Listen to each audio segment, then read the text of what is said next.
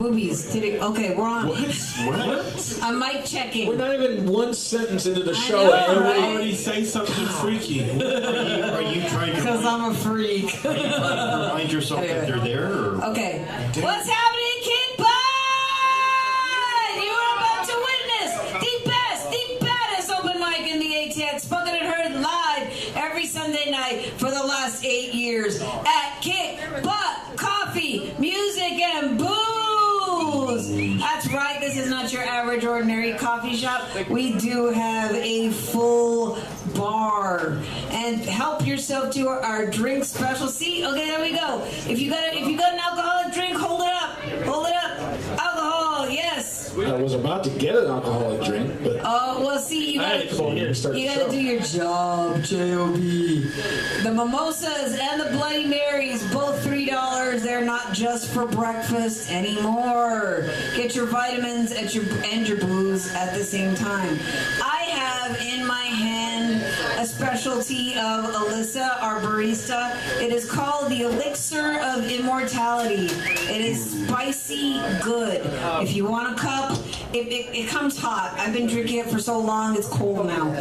But if you want to taste, ask Alyssa for a cup. And also, since the weather is warming up, she can also make you a hot tamale cocoa, which happens to be Susan Summers' favorite. Yeah, see, she likes it, so there you go.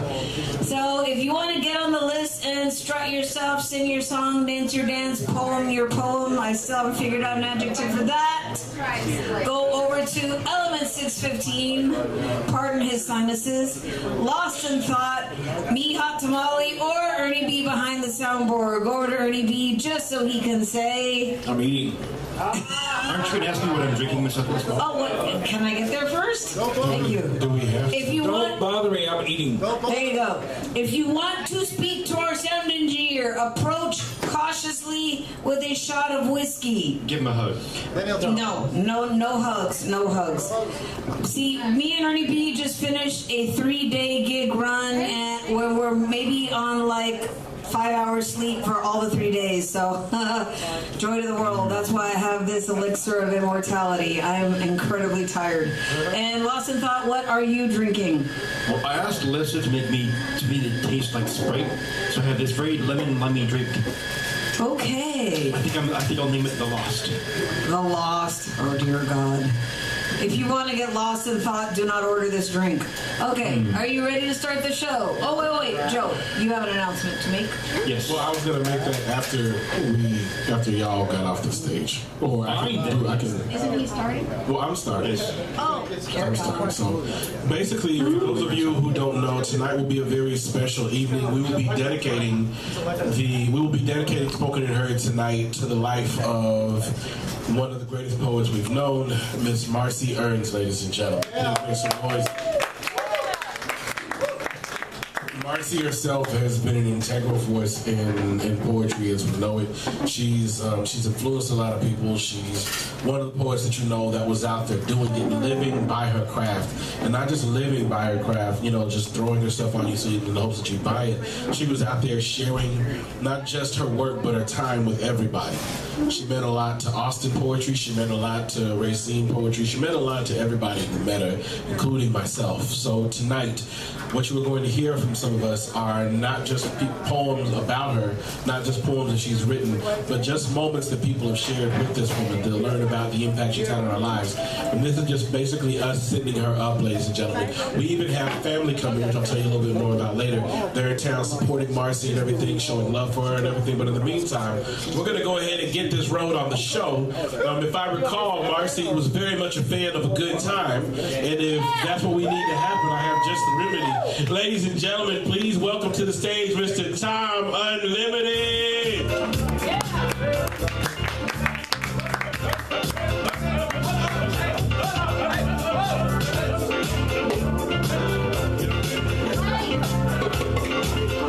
You know what to do. Bring your guitar up to too. Everyone who's got something out of tune, bring it up on stage. We'll fix that.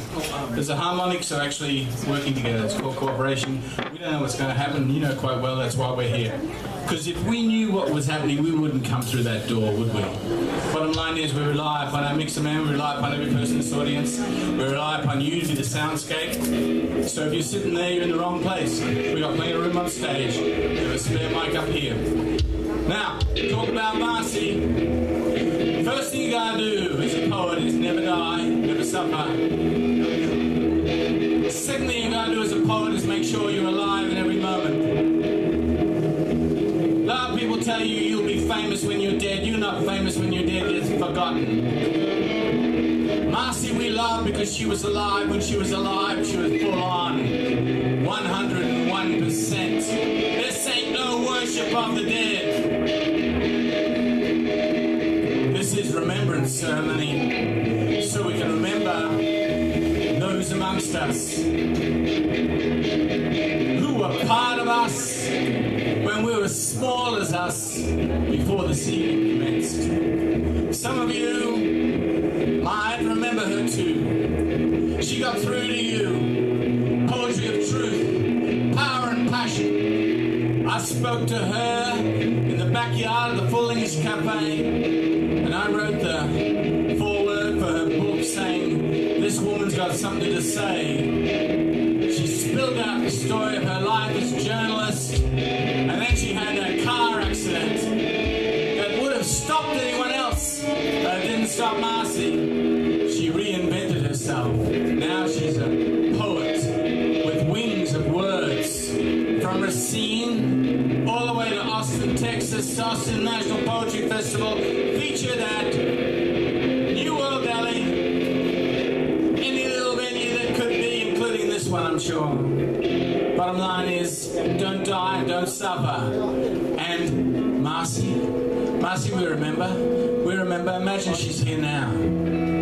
She was a big woman, big in aura, power, passion, panacea, and she was able to give you the truth of her life, slice into pages, for which we thank Susan for publishing her work, and of course the wonderful other ones who have always added to her vibration. It's right here on the table. If these words seem to you too fast and too confusing, just step over here and buy the book, and all the words are inside there. Why do we praise someone who's not amongst us? Because she can't do it for us, and we have to do it for her, because one day no one's going to do it for us. When you leave this room, we'll all be forgotten dust, and all these words and syllables will be something like, remember Marcie, and you'll say who? And we'll say, Marcie was a part of you. Marcie was the art of you. Marcie spoke with and for you. Dream on.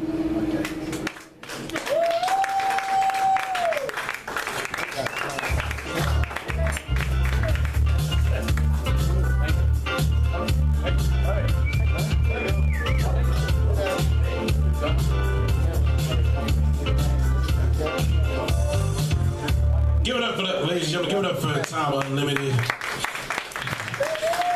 Accompanied by Derek T. Washington and Madeline. Ladies and gentlemen, again, the open mic, this is very much open. If you have something to say, play or do in keeping with the tradition, quote unquote, of speaking your mind, let us know. We have the air and the opportunity, and we can make it happen. That being said, we're going to go ahead and keep things moving. Please give it up for the next performer coming up to the stage. Let me see if I see her. Let me see if I see her. I see her because she just raised her hand to me. Ladies and gentlemen, please make some noise for Bonnie L.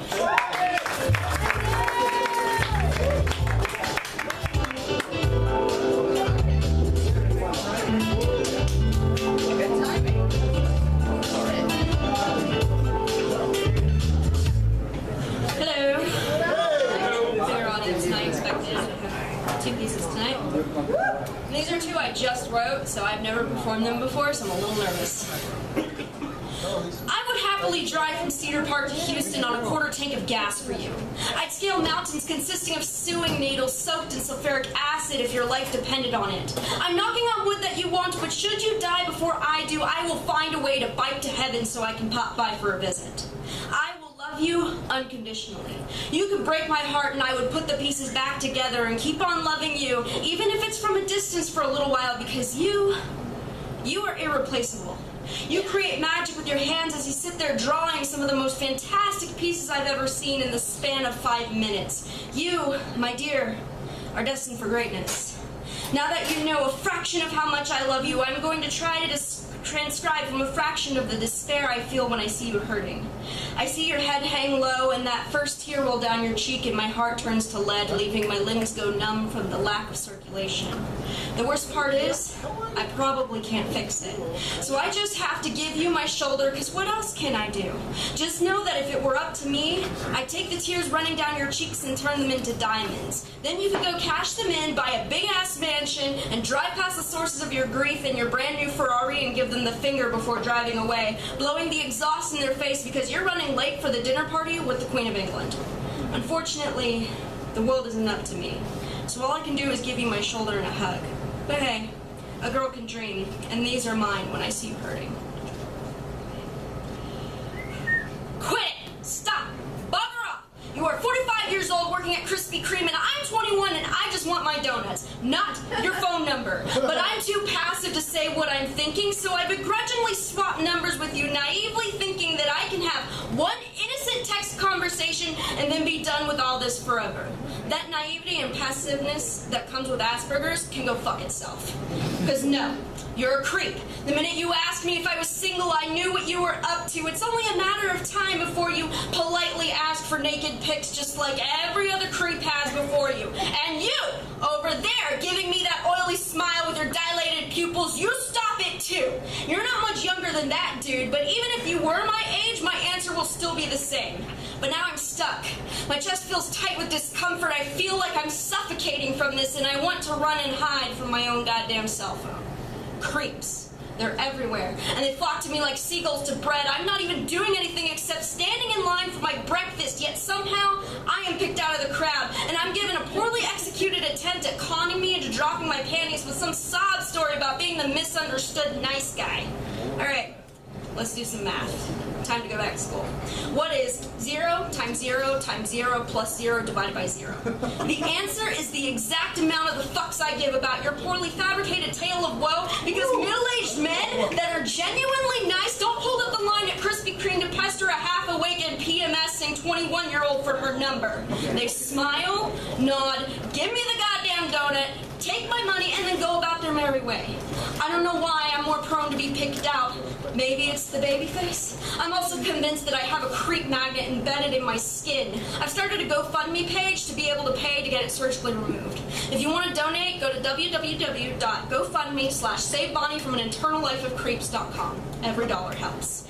Because I'm not interested in you. Or you. Or you. I just want my motherfucking donuts. Is that too much to ask?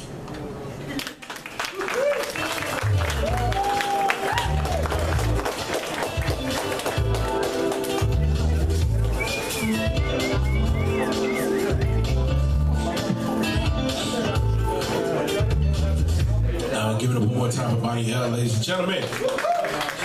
All right, and coming up next to the stage, I believe this is this man's first time on our stage ever. Now, for those of you, if this is your, raise your hand if it's your first time here at Spoken and Heard. Okay, so you're gonna get the speech. All right, so here's the thing. What we love about our spot is that it's not our spot. From the moment you came in here, you gave that the right to say that I got nowhere I can go on earth from 7 to 10 on Sundays, where I can just relax, where I can just be myself, whether or not I get on stage, I can just be here. We have effectively created a nudist colony for the soul in a non-creepy way for you to come over here and show yourselves, or just come and just sit and chill, ladies and gentlemen. The open mic is always open, and as soon as you show up and say you want to be down, we put you on the list. It's that simple. So that being said, we'd like to ask that this first person, as with all of the new voices that you're probably going to hear tonight, we ask that your first time not be your last. And without any further ado, ladies and gentlemen, I ask you please put your hands together, sum up all the energy that you can for Desi.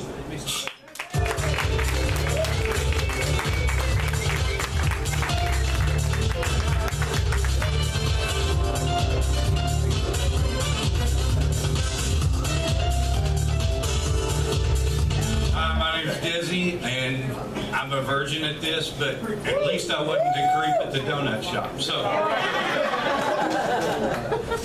punctuation. Where does a story start, and where exactly should it end? What parts do you leave alone? What parts do you defend? Does it matter what's the subject? Is anything still taboo? Can it be all about someone else or all about you? Does grammar even matter? Should it have a constant flow? Are the characters you use strangers or the people that you know? Do you write about your enemy or tell about your friend? Is the story really over if there's no period at the end? This is called the other. All our lives are different. In some ways, they're all the same. To some, it's strictly business. To others, it's just a game. Some prefer a sheltered life. Others live it on the edge.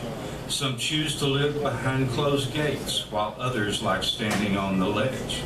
Some stay really focused, planning for their retirement years. Others like there's no tomorrow, just the thrill and excitement without fears. Whichever way you choose to live, don't look down upon another. As for myself, pretty sure that I'm the other. One more pretty quick one here. It's called Pretty Sure or Probably Not. 2 answers to assist you with any questions you have got.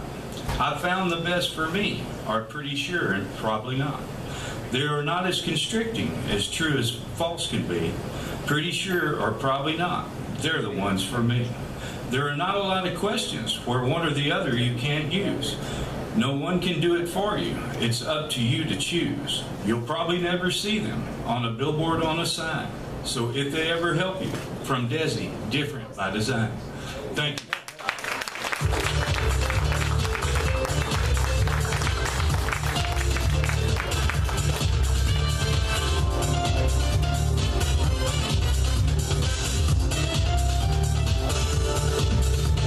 Give it up one more time for Desi, ladies and gentlemen. All right, all we ask is that your first time not be your last. This is your first time on the stage. This is your show. We appreciate the time you spent, and we look forward to the time you spend here in the future. That being said, we're going to go ahead and keep it on with one of our other relatively new voices. I love it when a cat comes on the scene and just does it consistently every time. Ladies and gentlemen, please put your hands together for Salar.